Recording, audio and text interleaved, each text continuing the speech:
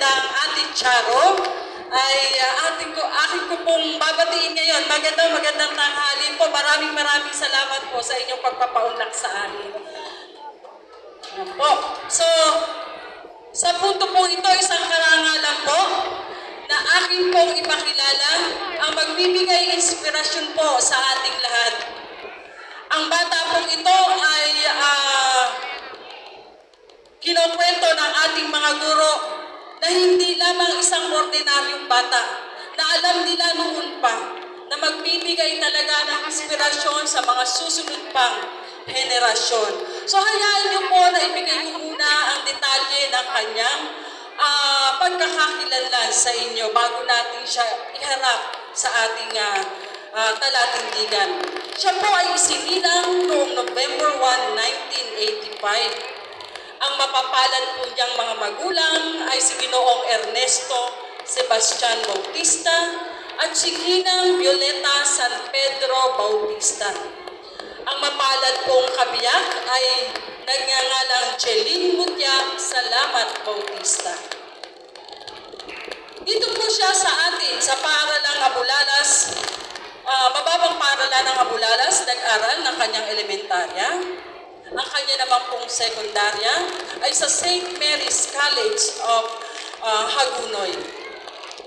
Siya naman po ay kumuha ng kanyang vocational na pag-aaral sa Bulacan State University.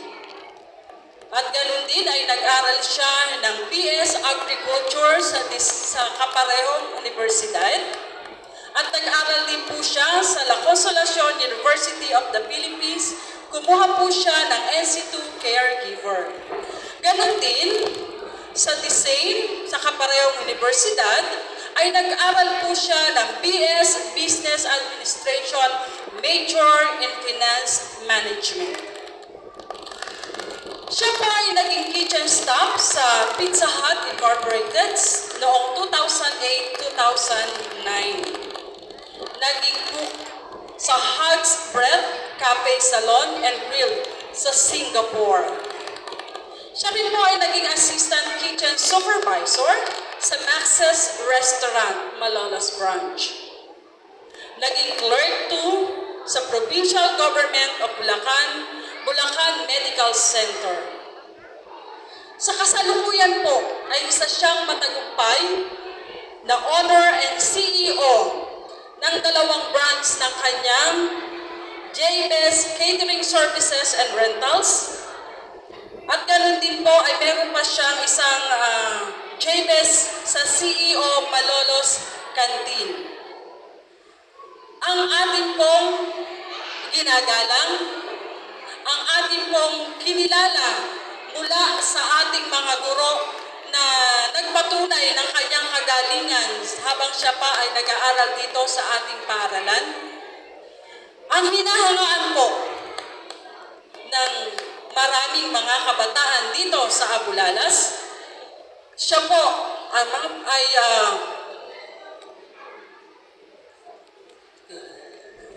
maraming salamat po muli. At ito na po ang ating inspirasyon. Magbibigay ng inspirasyon sa ating mga kabataan, Gerald Ford S. Bautista.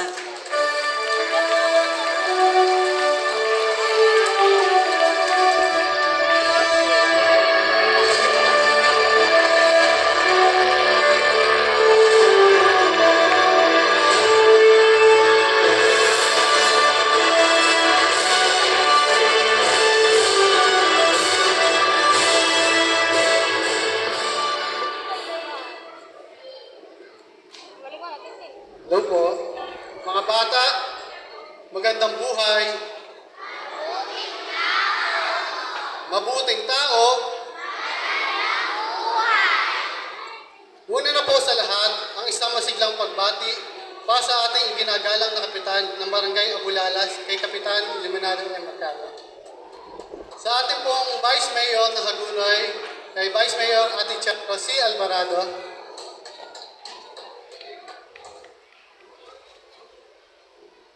ang ina ng ating sintang paaralan kay Dr. Cecilia B. Santos,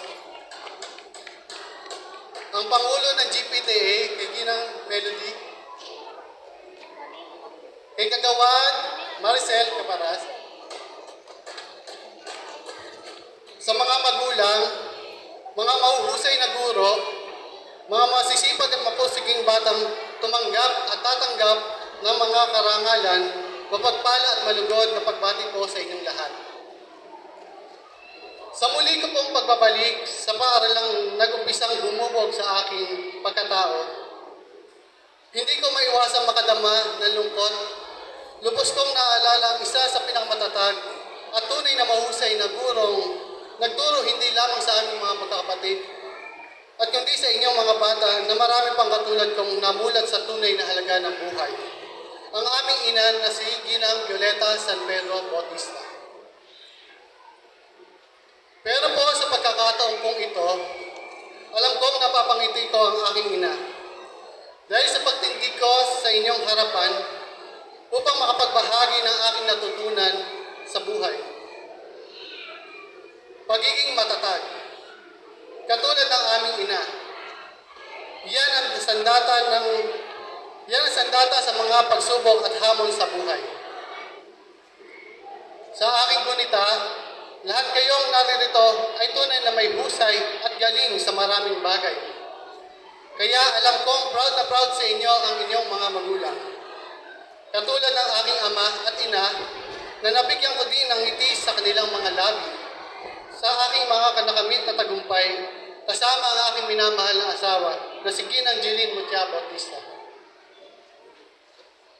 Ngunit sa kabila ng ngiti ng tagumpay ay hindi mawawala ang hirap, sakit at pagod. Ika nga, pag may tiyaga, may nilaga. Kayang-kaya lagpasan ang mga pagsubok sa buhay basta't marunong tayong magsumikap. Hindi naman pwede puro dasal lamang dahil alam naman nating lahat na nasa Diyos ang awa pero nasa atin pa rin ang paggawa. Recognition Day is a milestone in our lives as we gather and celebrate success. Oras na para inyong anihin ang bunga ng inyong pagsusumikap sa loob ng isang taon na mabuting pag-aaral. Kayang-kayang nang sabihin ngayon na we have done it. Congratulations din po sa ating mga magulang sa walang sawa at patuloy na pagsuporta sa ating mga mahuhusay na mga kaaral. At higit sa lahat, sa ating mga masisipag, matsatsaga at proud teachers. Congratulations din po sa inyo mga ma'am at sir. Sa pagkakataon pong ito, ay hayaan niyo akong magpasalamat sa ating sintang paaralan sa pamumuno ng ating punong guro kay Dr. Cecilia Santos at mga kasamahang guro sa pagpili ninyo sa aking upang maging panauhing pagtagapagsalita sa araw na ito. Napakaswerte ko dahil kaharap ko ngayon at talaga namang siguradong mahuhusay na mag-aaral na tumanggap at tatanggap ng iba't ibang parangal. Muli ko po naaalala ang student life ko kasama ang aking ina sa paaralang ito. Yung panahon pong napakasipag naming lahat ng mga magkakaklase na magdamo sa umaga pagkatapos ng aming flag ceremony. Maglinis na ang aming silid-aralan, magbungkal ng lupa sa hapon upang makapagtanim kami ng mga halaman. Pero sa pagitan po ng mga gawain sa labas ng silid-aralan, ay ang pagkatuto kong magbasa, magsulat, magbilang sa klase ng aking guro na si Ma'am Luz Benedictos sa Baitang 1. Kay Ginang Noy Soleta sa Baitang 2. Ang pagsusulat ng kabit-kabit na natutunan ko naman po sa aking inang na si Ginang Elisea M. Maclang sa Baitang 3. At sa Baitang 4 naman po kay Ginang Elvira Bautista. Ang pagkilala naman sa mga aralin sa agham naturo ng aking tiyahin na si Ginang Brasilita M. Sumera sa ika-5 baitang. At sa husay sa matematika sa klase ng aking gurong gumao kay Ginang Susana T. Javier sa baitang 6. Kabataang Pilipino para sa kinabukasan ng bagong Pilipinas. Yan ang ating tema ngayon. Tunay nga matatawag tayong mga Pilipino. Pero ano nga ba ang ibig sabihin ng salitang matatag? Sa Ingles, ito ay stable. Na ang ibig sabihin ay matibay, matatag, malakas. Pero bakit nga ba tunay na matatag tayong mga Pilipino? Maraming mahirap na pagsubok ang ating pinagdadaanan. Ang ating mga kabataan na dumaan sa butas ng karayom para makamit lamang ang mga karangalan. Ang mga magulang na tinitiis ang lahat ng pagod, sakripisyo, maibigay lamang sa mga kabataan ito ang kanilang suporta sa pagmamahal. Ang ating mga guro na patuloy na humuhubog sa ating mga mag-aaral sa kabila ng pagod, sabay-sabay na reports at paperworks. Ang inyong likod ay sumubok ding magtrabaho sa ibang bansa. Namuhay na mag-isa, nalayo sa aking pamilya. Pero subalit hindi tayo sumuko. Mga bata, sino-sino sa inyo ang pumapasok kahit walang baon? Matatag. Sino-sino ang napupuyat magawa ng assignment at project? Matatag. Sa inyo pong mga magulang, sino-sino po sa inyo ang patuloy na nagsasakripisyo para sa ating mga anak? Matatag po kayo. Sa ating pong mga routine teachers, sino-sino naman po sa inyo ang hindi napapagod sa gawain at patuloy na gumaganap ng mga gampanin sa paaralan ng buong puso? Matatag po kayo. Kaya bigyan po natin ang bumabagyang palakpakan ng ating mga sarili.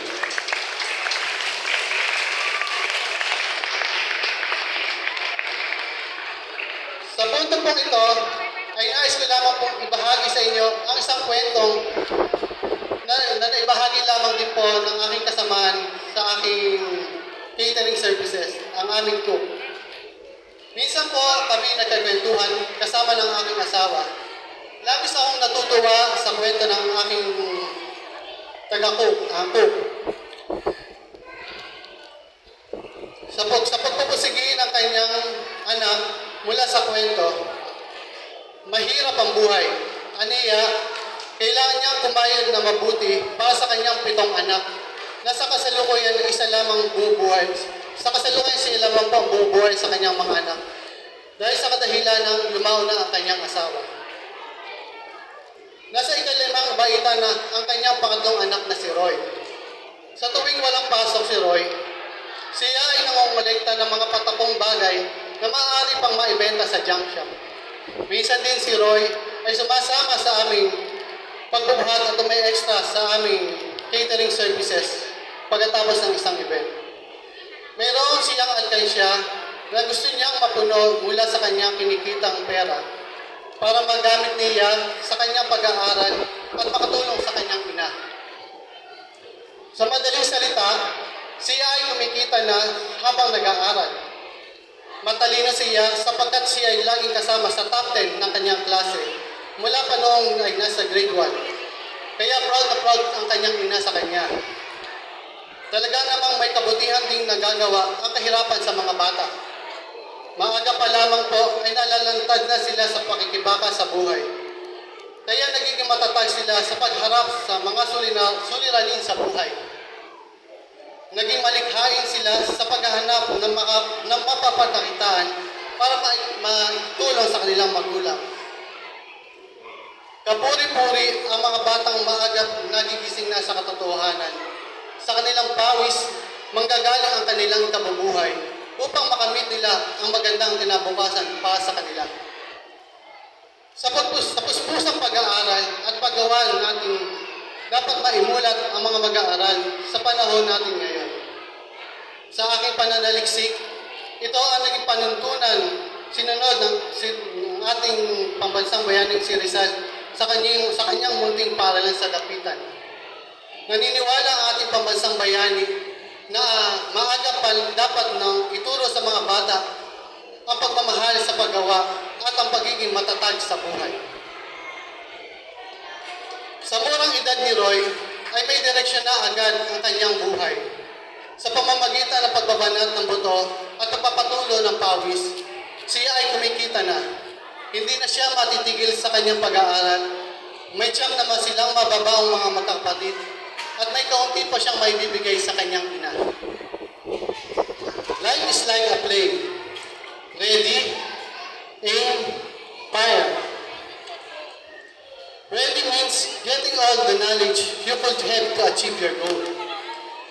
Naririto kayo sa paaralan upang ihanda kayo sa kinabukasan. Sikapin ninyong huwag masayang ang pagkakataong makuha ang lahat ng kaalamang ibinibigay sa inyo ng inyong mga guro. Aim. Aim means having a target, and that is your goal. Magkaroon kayo ng pangarap kahit mahirap abutin.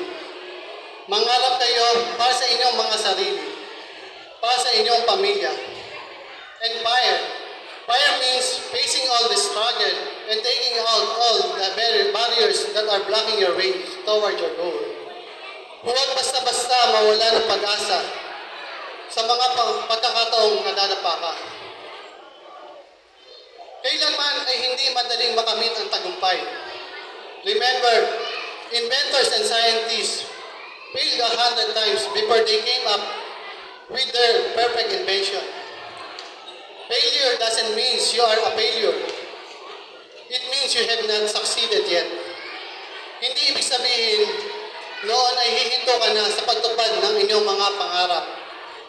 Kung nagkamali ka sa buhay, alalahanin ang mga aral na napulot nyo sa bawat pagkakamali. Only then, you will realize the value of perseverance and endurance. Never give up. Never stop learning.